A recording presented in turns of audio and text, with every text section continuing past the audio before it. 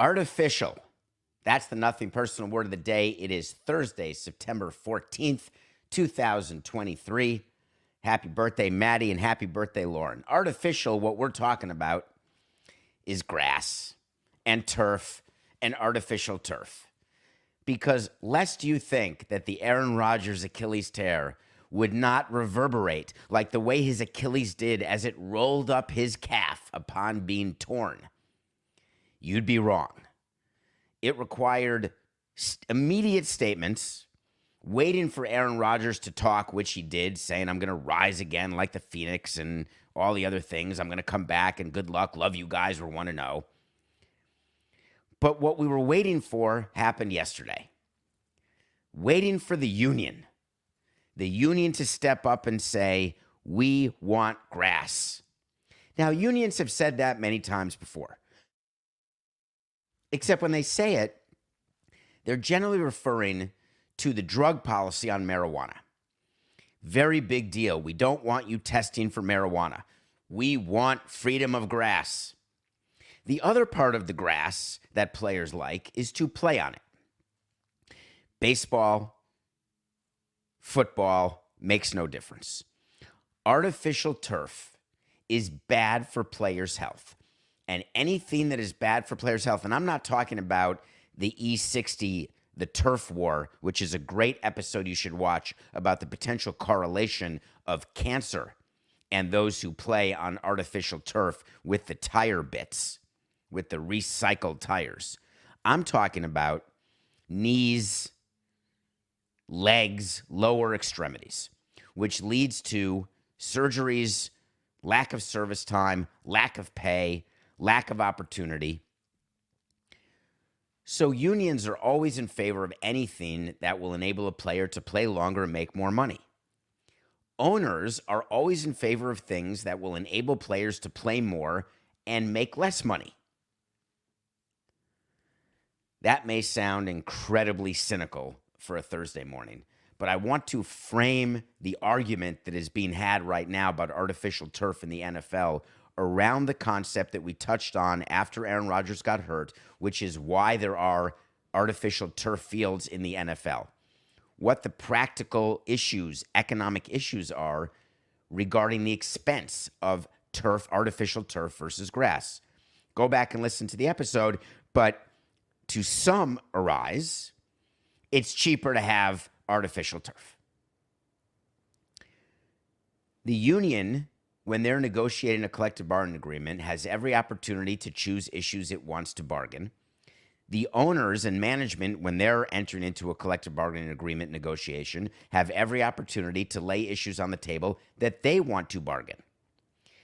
A CBA comes together when you take both lists of what the issues are, you negotiate, you come to resolution, and you write the resolution in a document that becomes the collective bargaining agreement. If there are issues that either don't come up at all, or they come up and then get let go in trades that go back and forth during negotiation, but under any scenario they don't end up in the final document, that's the end of the discussion. The power of the union is the power of the agreement. Any say that a union has over an issue is a say that is articulated in detail in the agreement. There is nothing in the NFL's collective bargaining agreement that requires NFL stadiums to be natural grass. If the players so badly want that, they can make that an issue and not be willing to trade it away. The owners, should they accept that issue, will only make all stadiums grass if they get other concessions, which then will force the players to decide how badly they want to play on grass. These things that happen during an agreement, like injuries to a star player, do you know how many calls the NFL got from sponsors when Aaron Rodgers got hurt? Do you know how many calls they got from their broadcast partners saying, oh my God, what do we do now? No one's going to watch. I want my money back. Zero. The financial impact of Aaron Rodgers' injury, no matter what people are telling you on other shows or what people want you to believe or what you think to be true. The actual financial impact to the NFL of Aaron Rodgers getting hurt on turf at MetLife Stadium in his first game, first series without completing a pass is zero. It didn't stop the union and the new executive director. Do you remember DeMaurice Smith used to run the Players Association? Then he was replaced by Lloyd Howell, a very accomplished individual, a great representative for the players. And he was put in a position where he had to make a statement regarding turf versus grass. And so he did. And here's the thing about the statement that I enjoyed the most. He said, moving all stadium fields to high-quality natural grass is the easiest decision the NFL can make.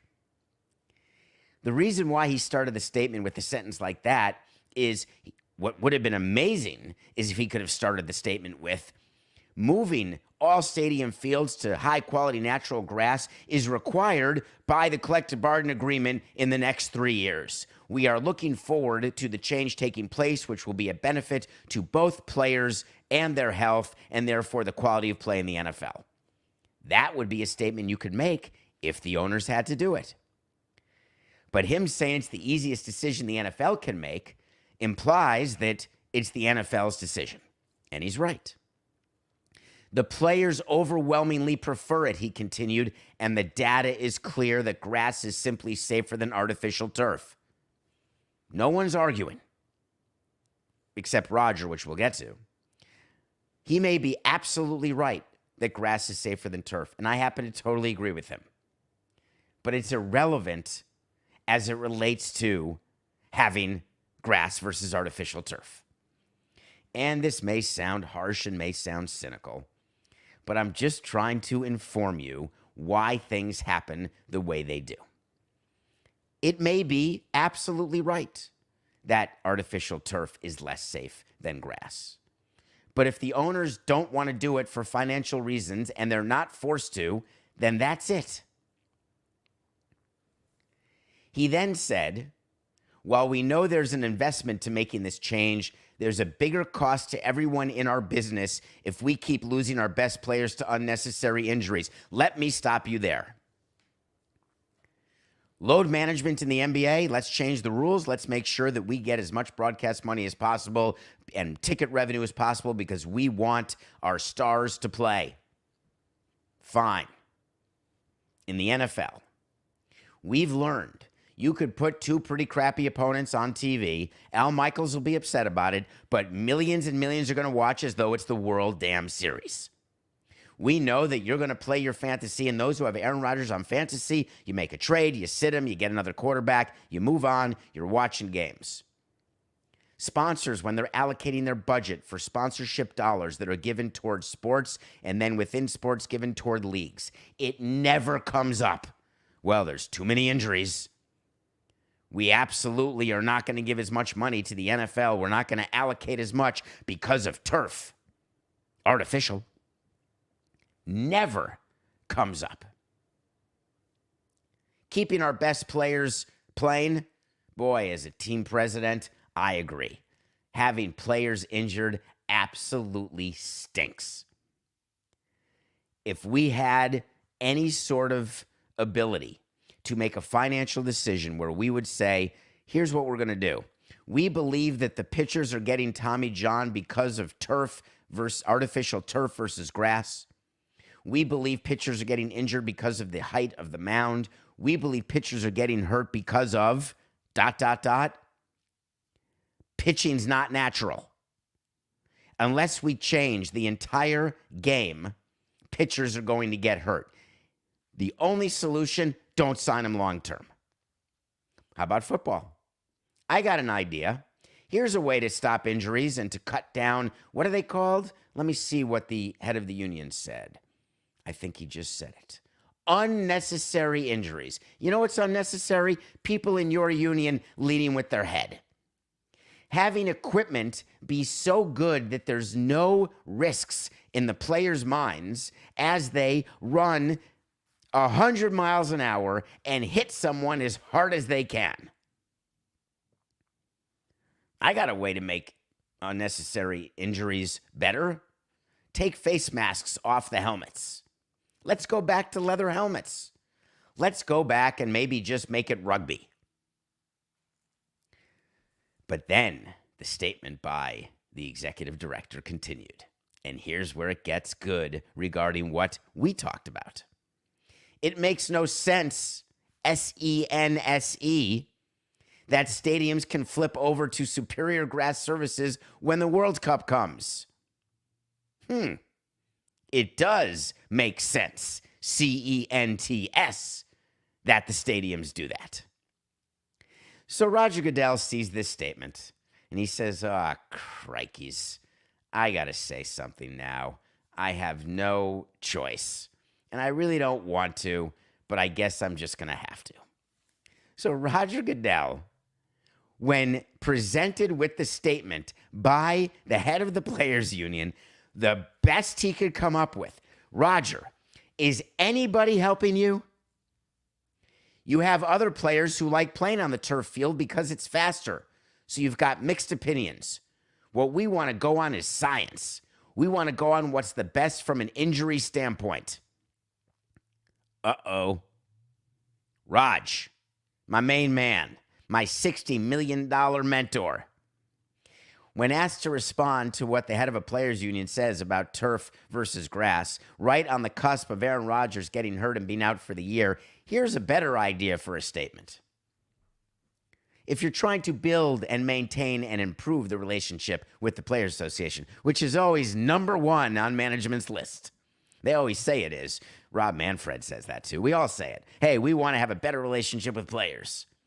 Their toes are crossed, their fingers are crossed, their tongue is crossed. But if you want to do a statement responding to the Players Association statement, how about this? There is no doubt that players getting injured is a great concern to the National Football League and its member teams.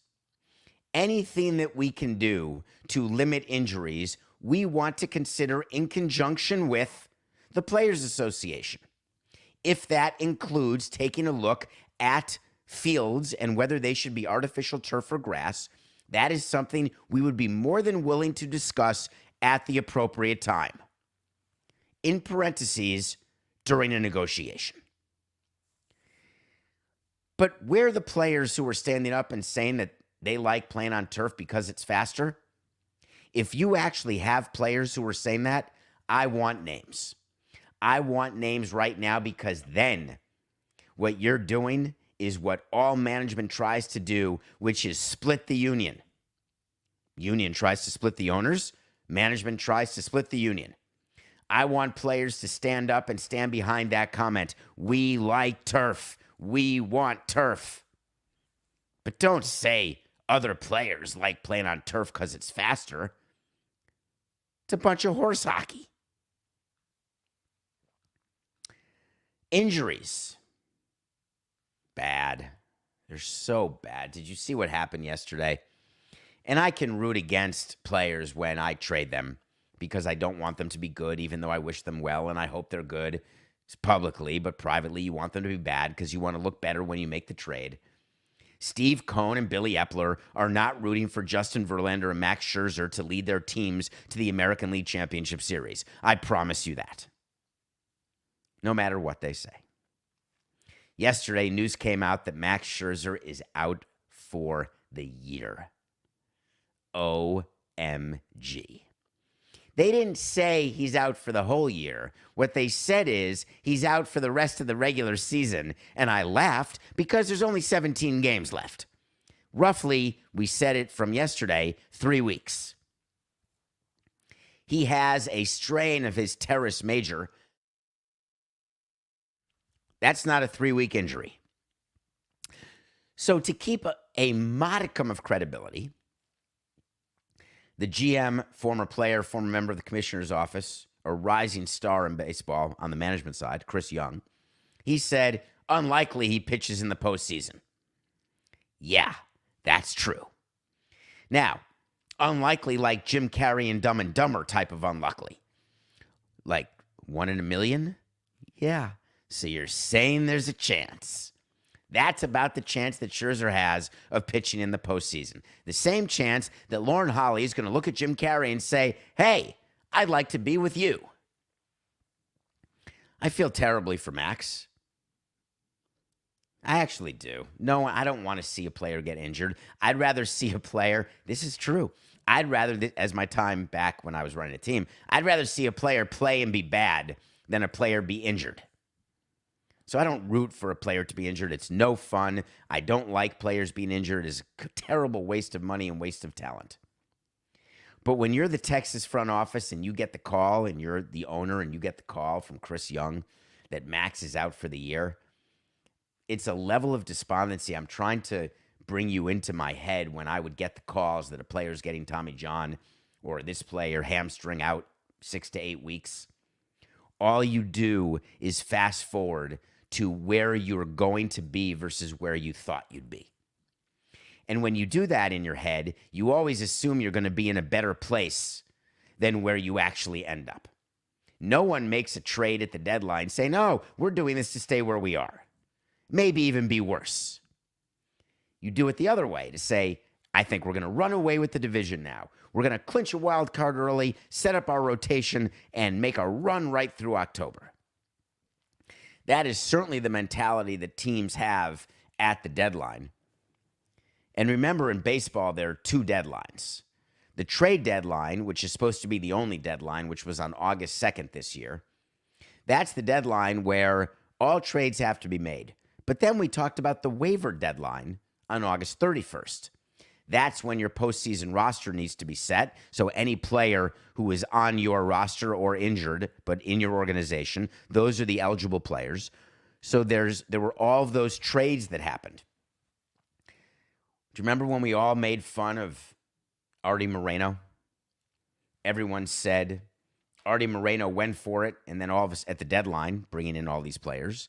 And then Ohtani got hurt. Trout stayed hurt.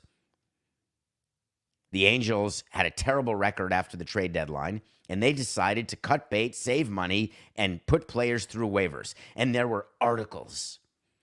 Terrible for baseball. Rules have to be changed. We can't have this happen. And I tried to give you a sense of normalcy that is what even used to happen in the old days, when you would acquire a player in May or June and say, let's see how we do, and if we don't do well enough, we'll move them again before the July 31 deadline. Standard operating procedure, and it makes total sense. We sat here and told you that the Cleveland Guardians were throwing money away on August 31st when they claimed all those Angels players. Now, the complimentary column inches that went to the I was going to say Indians again, that went to the Guardians, and they do have a very, very smart front office and a wonderful manager. Quick side note here, Tito Francona is likely managing his last 3 weeks in baseball. A certain Hall of Famer, a World Series winning manager, one of the most interesting people I'd met during the course of my career. And a tip of the cap, Terry. A hell of a run that you had.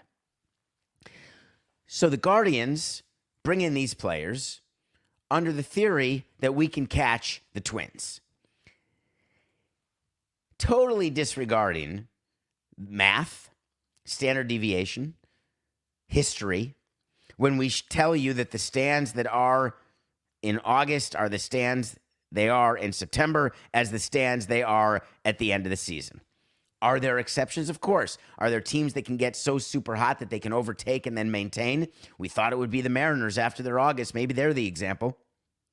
There are examples of teams that fold, like the Mets up 7 however many years ago.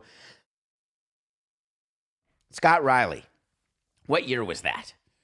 Maybe 2007 when the Marlins finished them off with Dan Uggla at the end of the season when Tom Glavine had the worst start of his Mets career.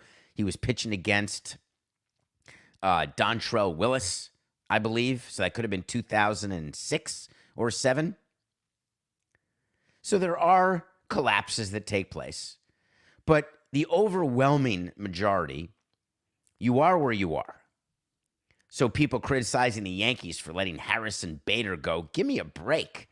Harrison Bader's hitting 208 with the Cincinnati Reds. Harrison Bader wasn't going to help the Yankees make the playoffs. No one was going to help the Yankees make the playoffs. They weren't going to make the playoffs. So if you can get rid of a player and save money, of course you do that.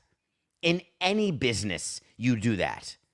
Anytime you have extra expenses that are not generating any sort of revenue for you, those expenses are going to be cut. The delusion of teams thinking that they can be the exception. That is the currency that feeds these waiver claims. It's the currency that feeds the decision to be a buyer versus a seller. Let's get Lucas Giolito. What a great idea.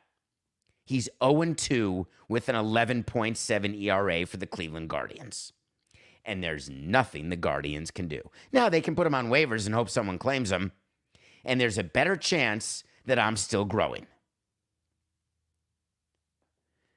Justin Verlander was brought in to help Houston through the postseason. Houston was in a position where at the time, now I'm going to need you, Coke, on this. On August 31st, oh no, it was July 31st, excuse me. Sorry, 4/8/69. On August 2nd, when Justin Verlander was traded to the Houston Astros, were the Houston Astros behind the Rangers by, like, my memory is 2.5 games? But they were in position to win a wild card. So they knew that they were either going to win the division, be one of 3 wild cards, but bringing Justin Verlander in is a postseason trade. The Texas Rangers thought the same thing of Max Scherzer. Does that make it better? When the Orioles did the same thing with Jack Flaherty. Jack Flaherty is 1-2 with a 7.16 since he got acquired by the Orioles. The Astros were a half game back, but it was August 2nd was the deadline. Oh, but July 31st was the trade, Coca. So the Astros were a half game back of Texas. Verlander's been fine. 5-3 with a 3.86. He's definitely a top of the rotation guy. You put him in the playoffs, no problem. Him or Valdez when the Astros start their quest to defend their championship as the reigning World Series champions. But the down standings people, the down standings teams, you're just chasing Amy. Max Scherzer's done. The Rangers are done. The Astros are not. All right, we come back. We're going to do something a little different for the review, so hang in there. And then we're going to answer a question that you asked me about something going on in Oklahoma City. We don't talk about Oklahoma City much on the show, but this is pretty cool. We'll be right back.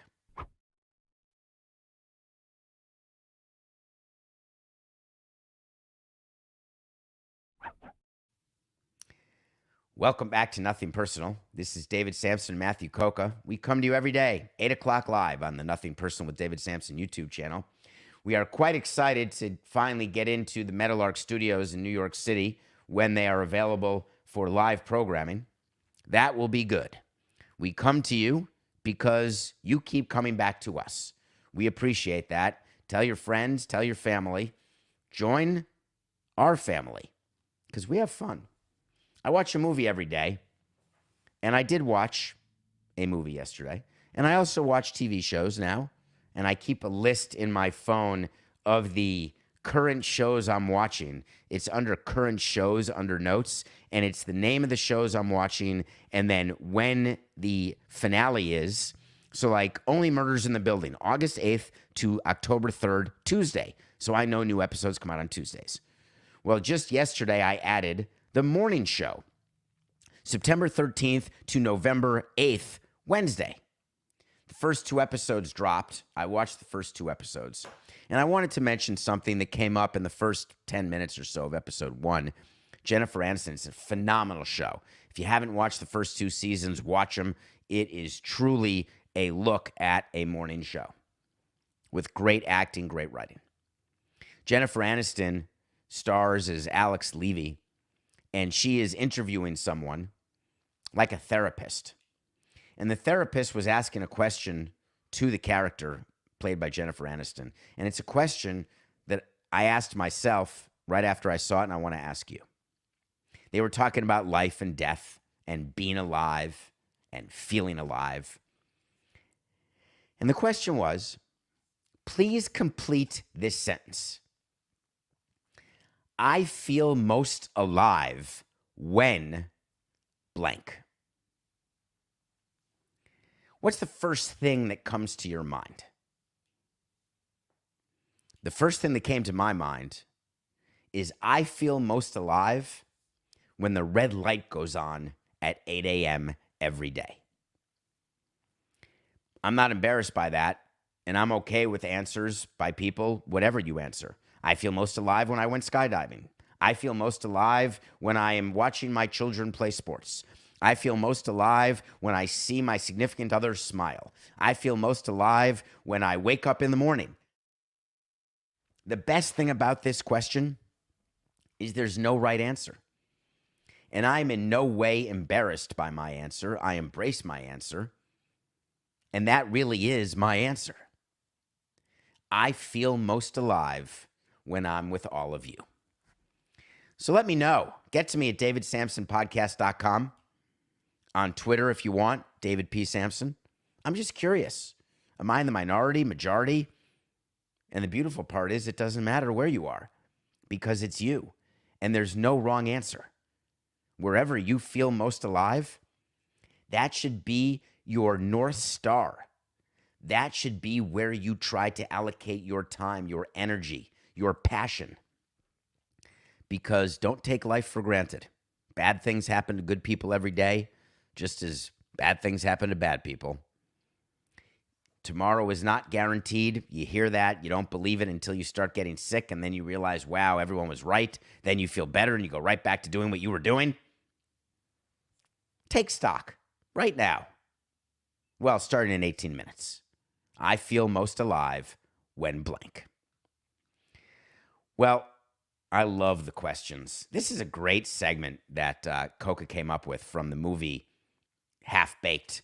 It's a segment called So You Want to Talk to Samson, where people ask me questions and that they want me to answer on a show or answer through email or text or whatever the answer is. So, Coca, what do we got today? You know what I want? I want to talk to Samson. So you want to talk to Samson. Hello, David. Hello. There was recently an announcement in my city about our NBA team. Today, the mayor proudly announced that he had finished negotiations with the Thunder and got the city one heck of a deal. A 95-5 split for the new arena. They've been very careful about what is said, but we are told that the city is on the hook for approximately $700 million. How does something this ridiculous happen? Thank you so much for your opinion. Love the show. So let's talk about what's going on in Oklahoma City, because when I saw the article, I assumed that my eyes were blurry. I needed to go back to the drugstore and change those 1.5s into 1.75s. Because what I saw was Oklahoma City was building a new arena for the Oklahoma City Thunder, where they have Durant, Westbrook, and Harden on their team. And they were building it with all public money except $50 million by the current owners. And I said, that's obviously a mistake. It's 50-50. It's a $900 million arena, $450 from the city, $450 from the ownership. Maybe 75-25, 66-33, and then fight over the last 1%. But no, I rubbed my eyes, I undilated my pupils, and I saw that the Oklahoma City deal is fully publicly financed, other than $50 million. And the $50 million that is being offered by the owners of the Thunder is being looked at by the public government, by the politicians, as a great boon, as a great change, because the previous arena had this many private dollars. If you're not watching on Nothing Personal with David Samson YouTube, you don't know that I put my fingers in a circle for zilch, nada, zippo. Fully publicly funded. So I dug a little deeper. Do you know how you funded that stadium in Oklahoma City? With a 1-cent sales tax. Sales tax. Do you know that when you go buy something, you pay sales tax? When you visit a place and buy something in the place where you're visiting and buy something, you pay sales tax. Do you ever wonder where that sales tax goes to? That sales tax is available for improvements throughout that particular county, city, state. For roads, teachers, firefighters, services, parks, infrastructure. But when there's a sales tax for a sports team, that's an entirely different debate. And this has happened before. When we did Marlins Park, we did not increase any taxes.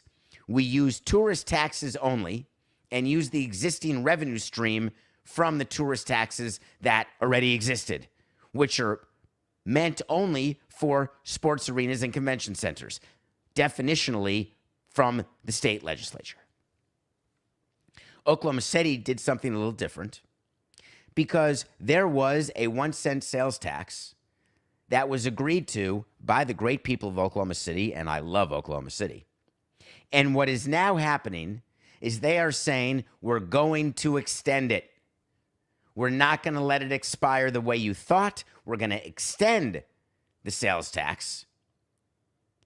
And from that, we're going to take all the money that we get and give it to the Thunder for the new arena. It's brilliant if you're the Thunder. It's not terrible if you're Oklahoma City because you've got the talking point.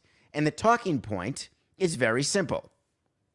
That the method of using sales tax means, and this is what they all will say, we are sharing the burden of our great arena and our great professional sports team, the only one we have. We're sharing it with the great visitors who enjoy coming to Oklahoma City. Do you know why people in the Convention Visitors Bureau or people who are in charge, the Chambers of Commerce, the people in charge of bringing people to your city, the reason why they fight increase in sales tax is when you are negotiating to get a conference, when you're negotiating to have a business relocate to your city, you are negotiating against other places. And what people who are booking conventions and groups or businesses, what they're looking at is cost of living. They're looking at the amenities of the city where they're going to be.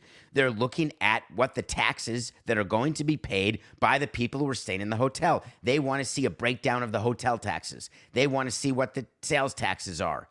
And they do spreadsheets, and that's how they decide, do we want to go to Oklahoma City, or do you want to go to Mobile, or do you want to go to New York, or do you want to go to San Fran, Lubbock? Choose whatever city you want. East Lansing, Gary.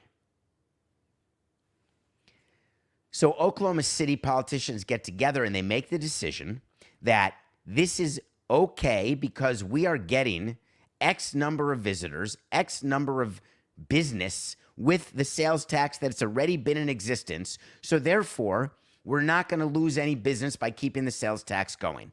But they're not taking into account what if they got to lower the sales tax and use that as a sales pitch. Now, don't get me wrong. I think it's absolutely a good use of money. When you're Oklahoma City, having a sports team makes dollars and cents. So my answer to you is, this is not so ridiculous. This happens to make perfect sense.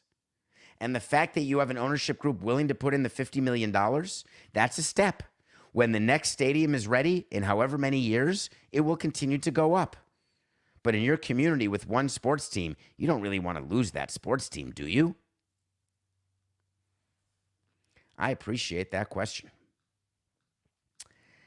Stadiums are a pretty complicated issue.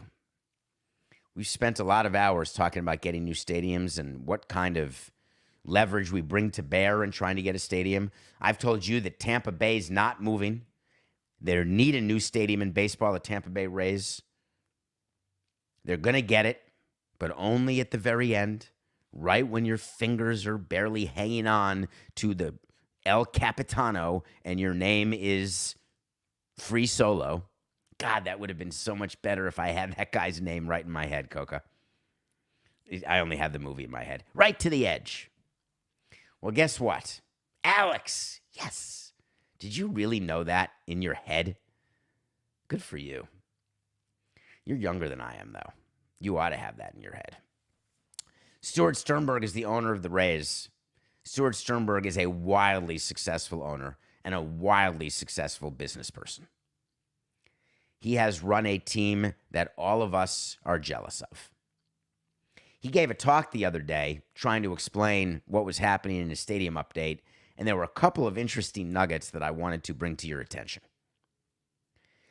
When you own a team and you're one of 30 owners in Major League Baseball, you don't need to hire an investment bank to sell your team. Now, it may upset investment banks and consulting companies who get paid millions and millions of dollars.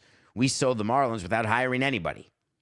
The reason why you would hire someone is that you identify strategic partners and strategic buyers.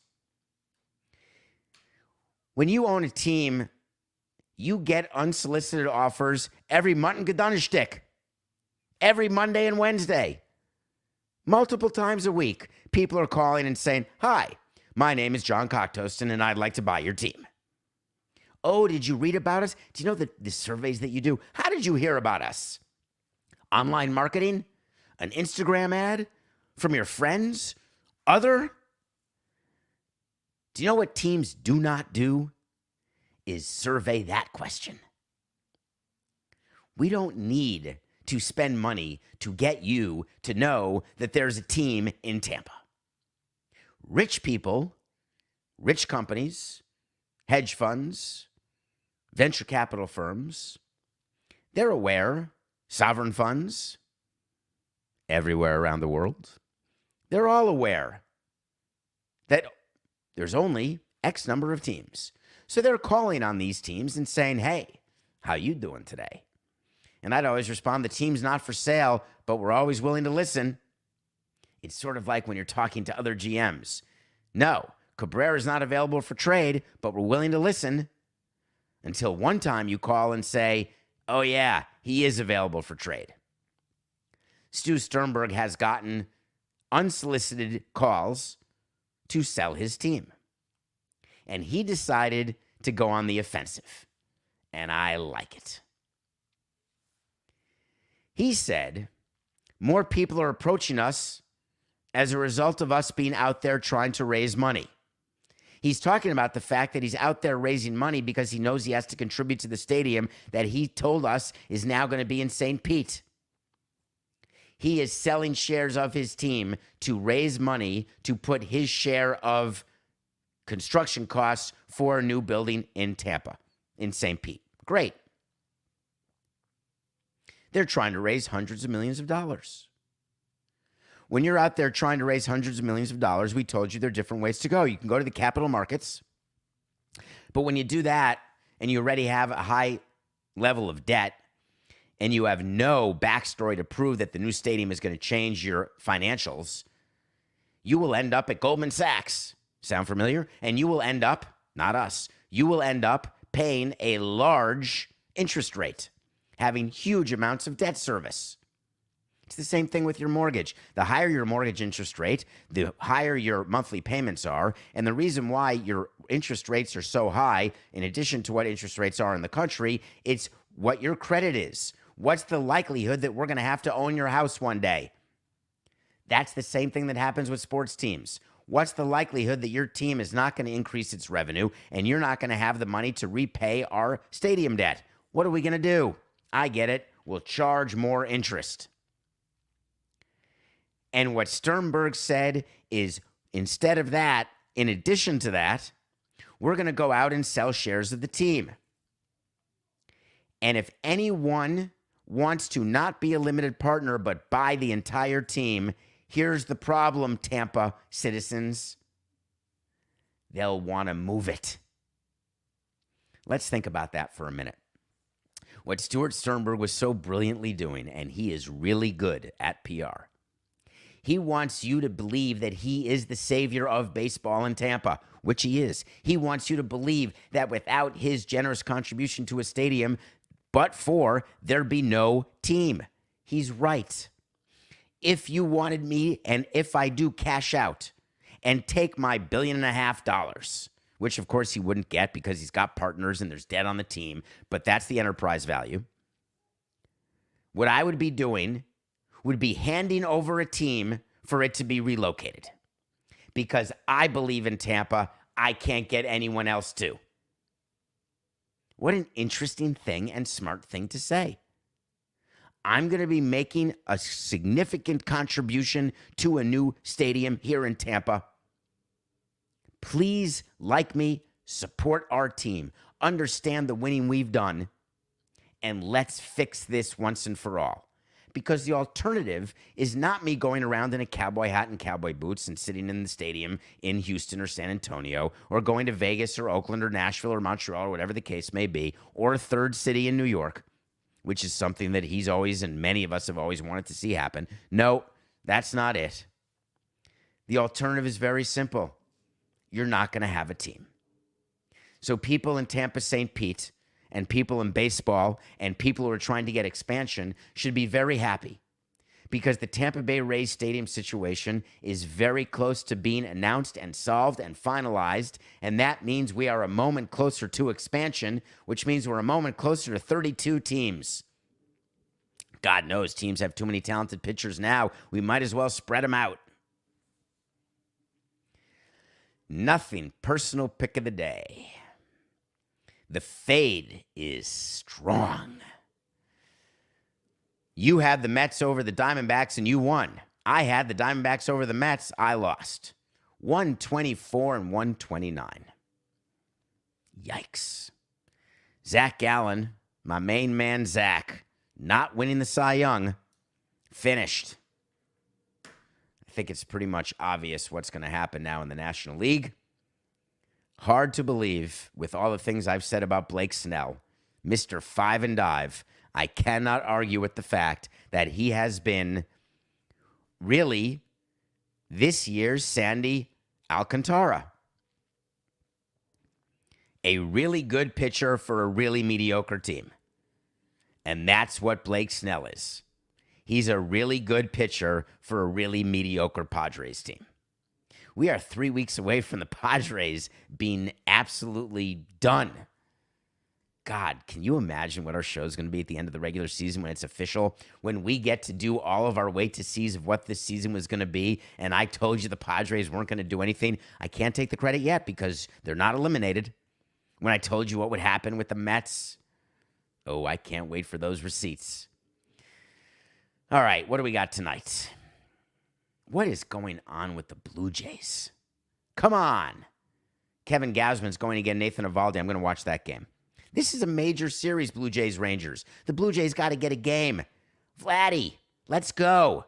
We're taking the Blue Jays over the Rangers. But I'm also going to be watching the NFL. Does anyone else find, side note here for a second, Goga, do you find how quickly the NFL season goes? Where we start off and it's week 1, and then you turn around and it's week 12. Well, we're already in week 2. And I thought week 1, I guess that's what happens when the week is Thursday to Monday. So really you only have Tuesday and Wednesday in between because week 2 is starting tonight. And the great Philadelphia Eagles are playing against the outstanding Super Bowl-bound Minnesota Vikings. The Vikings are getting 6 points. The Eagles barely covered against the Patriots, dealing with a bunch of injuries. I feel pretty good about my pick because don't fade me in football quite yet. We got last Thursday's pick right, or last Sunday's pick. We got last Thursday's pick wrong. We got Sunday's pick right. We're taking the Vikings +6 versus the Eagles. I think I'm going to watch the Kelsey documentary today on Amazon and review that tomorrow when we talk about the fact that the Vikings +6 was a winner over the Eagles. Until then, have a great day. And don't forget to get to me or get to yourself about what makes you feel most alive. It's just business. This is nothing personal.